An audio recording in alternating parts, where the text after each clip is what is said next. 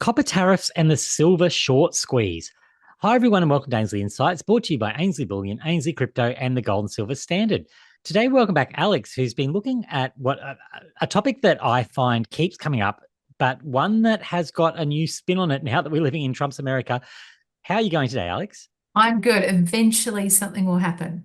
It's Eventually, something everyone's will been happen. saying since the Hunt brothers. Eventually, Absolutely. So, what we're talking about here is the fact that there is the potential to, we were just talking about it before we came on camera, the potential to blow up this this paper versus physical, all of that. I want to dig into that, but I want to just start off with what's going on here. The fact that we've got some sort of arbitrage that seems to be happening here, some sort of market disruption potentially on the back of potential tariffs. Now, this is a little bit new because we haven't really looked at it through this lens before.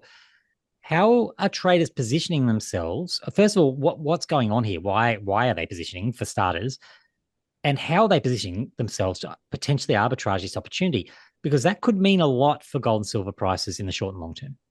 all right. So Trump, was announced that he's going to be the next president around November, and everyone knew that part of Trump's policy, economic policy, was the potential of tariffs. We've spoken about Canadian tariffs, obviously Chinese tariffs, chip tariffs, every tariff, but the first one that seems to get a mention, which was this week, was copper, aluminium, and steel. So since November, traders have been positioning themselves for blanket tariffs in the US, and blanket tariffs, how they affect metals, is what we're going to talk about today.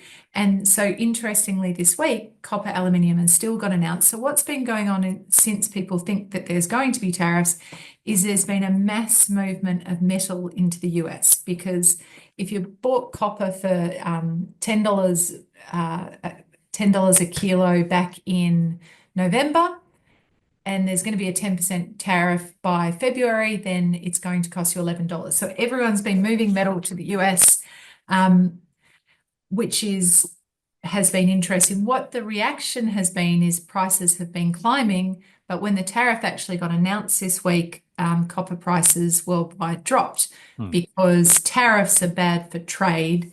And so copper, the bellwether of metals, dropped on the news. Now, at this point, there's been no talk of silver and gold tariffs from Trump, but the speculation over the last 3 months has definitely been there. So for the last 3 months, over 6 weeks, December to January, there was something like 15 million ounces of silver moving from the LBMA vaults to the COMEX vaults, which are in the US, so to avoid tariffs. So if a tariff is announced, what will that do to silver and gold? Will it do the same thing to copper? I don't think it will, but there's a lot of conjecture, speculation as to what Trump is going to do next, and it is causing markets everywhere to go haywire. And it's such an interesting thought experiment, at least, because we've never seen that before. We've never really seen gold and silver being subject to tariffs because they're often considered money. They're not considered the same reason why in Australia, bullion isn't subject to GST. All of those things around bullion being money historically, constitutionally, all that sort of argument. But this is a different world that we're living in. These things can happen. And even if it is just a remote possibility, it's something that you have to think about, because you would imagine that's going to completely change the dynamic, which gets me to I know this is a topic that people have been talking about for a very long time, that particularly in silver, the price has been suppressed. And you have a whole range of arguments around this, from the conspiratorial, that it's an active process that people are doing to keep the price of silver low, to people saying, well, that's just how the markets work. But you were highlighting to me that really there is potential here for a massive squeeze on the back of this, that really stems back to this idea that the metals that are held on these exchanges, there are paper contracts multiples higher than the physical that's actually there. So can you maybe talk us through that? What the potential is for in particular, silver short squeeze here? I mean, it could be the same with gold, but particularly silver, because that's one that's been often talked about, and how this could play into it. Yeah, so we consulted ChatGPT on this one before we came on because we couldn't remember quite what the number was.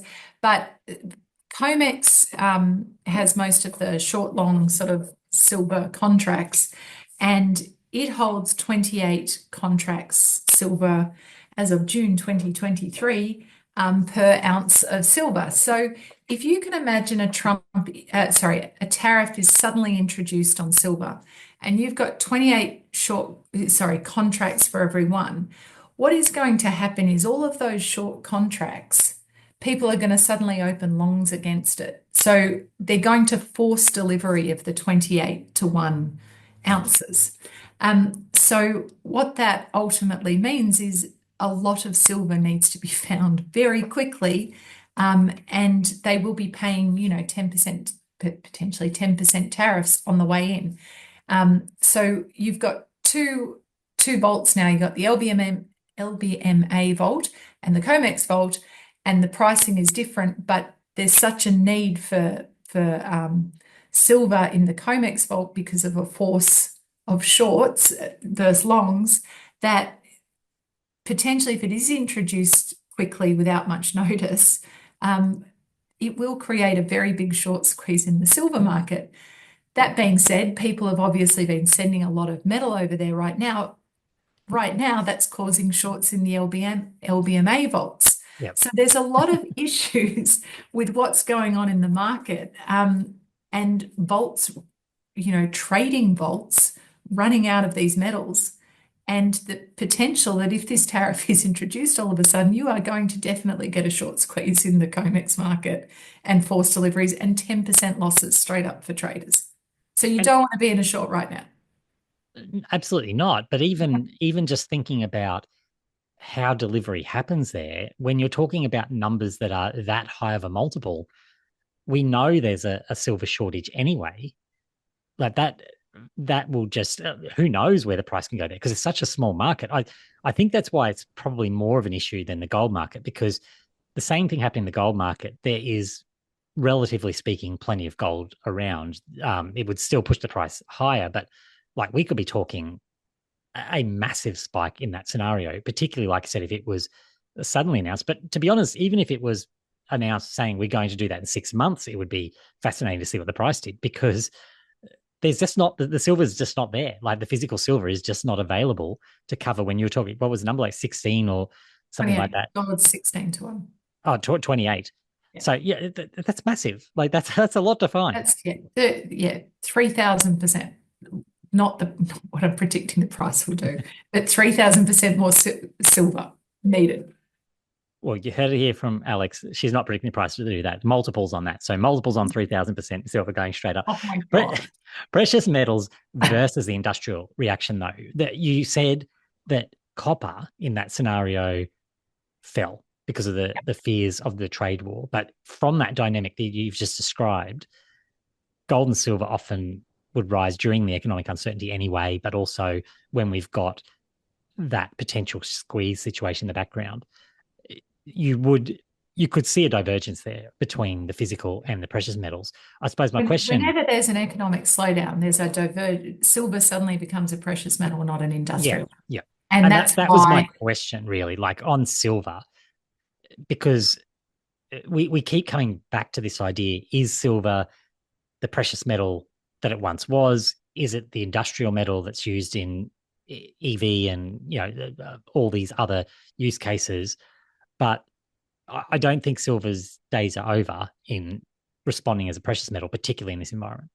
No, as soon as COVID comes around or GFC comes around, silver is not seen as an industrial metal anymore. And, if you have a slowdown in copper or a price drop, which is what happens, well, copper's been in excess for the last couple of years. So copper production has, I believe, been in excess for what's been consumed. Silver's been in deficit for 4 years.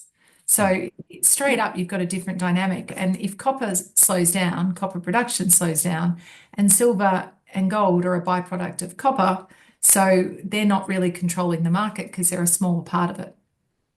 Yep, that makes a lot of sense. And obviously, the copper market is substantially different in that regard to It is industrial, and it's because it is only a industrial, grain. and it's the production is completely different. It's a whole different story.